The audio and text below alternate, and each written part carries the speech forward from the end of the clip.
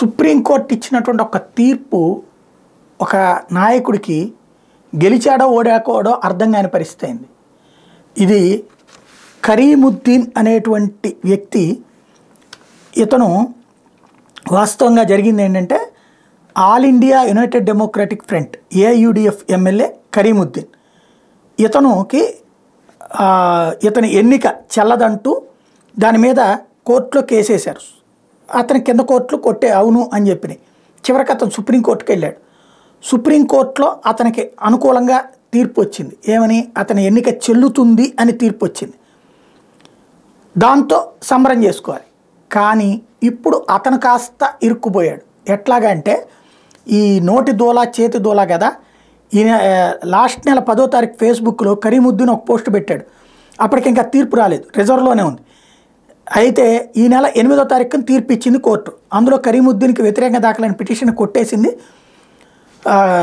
ఇదే ముక్క అతను చెప్పాడు, నాకు అనుకూలంగా తీర్పు వస్తోంది, నాకు వ్యతిరేకమైనటువంటి పిటిషన్లను కొట్టేస్తున్నారు అని. అంటే తీర్పు రాకముందే అతనికి తీర్పు తెలిసిపోయింది. అది ఫేస్బుక్లో పోస్ట్ పెట్టేశాడు. ఇప్పుడు నువ్వు ఎట్లా పోస్ట్ పెట్టావు, భావ ప్రకటన స్వేచ్ఛ పేరుతో ఇష్టం వచ్చినట్టు పెట్టే ఇచ్చా, అట్టెట్టా చెప్తావు అంటూ సుప్రీంకోర్టు ఇప్పుడు అతనికి నోటీసులు ఇచ్చింది. ఇక్కడ గుర్తుపెట్టుకోవాల్సింది ఏంటంటే న్యాయ వ్యవస్థలో ఉన్నటువంటి అతిపెద్ద లోపం, జనం కోరుకున్నటువంటి తీర్పులు రావట్లేదు, కానీ కొంతమంది వ్యక్తులు కోరుకున్న తీర్పులు వస్తున్నాయి. ఎలా అన్నది అసలు పరిశోధన చేయాలి. అక్కడ కోర్టే పరిశోధించాలా, అది సిబిఐతో చేయించాలా, లేకపోతే న్యాయమూర్తులతో ఒక కమిటీ వేసి చేయించాలా. లేకపోతే తీర్పు అతనికి ముందే తెలిసింది. 2 కోణాల్లో తెలియాలి. ఒకటి, ఏ తీర్పు ఇవ్వాలన్నటువంటిది, ఏ డబ్బులకు ప్రలోభపడ్డటువంటి వాడు కింద నుంచి పైనకి మేనేజర్ అయి ఉండాలి. అప్పుడు న్యాయమూర్తులు శంకించాల్సిన పరిస్థితి వస్తుంది.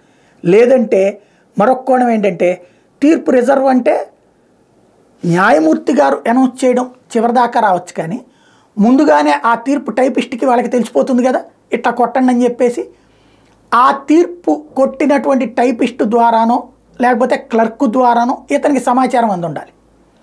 కాబట్టి లోపం ఎక్కడుంది? న్యాయ వ్యవస్థలో ఉంది. శిక్ష ప్రస్తుతం అతనికి. బట్ న్యాయ వ్యవస్థ చాలా నిజంగా చెప్పాలంటే రాత్రి పగలు కష్టపడుతున్నారు. అక్కడ ఉన్నటువంటి న్యాయమూర్తులకి ఓ రకంగా మనమైతే పిచ్చెక్కిపోద్ది.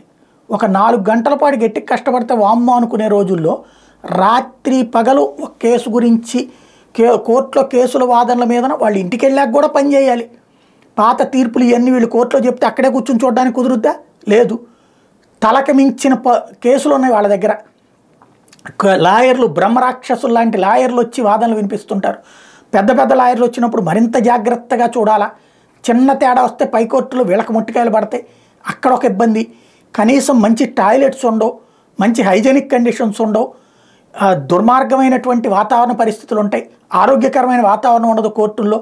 సిబ్బందికి అయితే టాయిలెట్కి వెళ్ళడానికి కూడా ఇబ్బంది అయినటువంటి పరిస్థితి, తిండికి కూడా సరిగ్గా తినలేనటువంటి పరిస్థితి, ఎప్పుడూ ఆ ఫైళ్ళ మధ్యన గిలగిలలాడేటటువంటి పరిస్థితి, నరకం అనుభవిస్తుంటారు కోర్టుల్లో పనిచేసేటువంటి సిబ్బంది.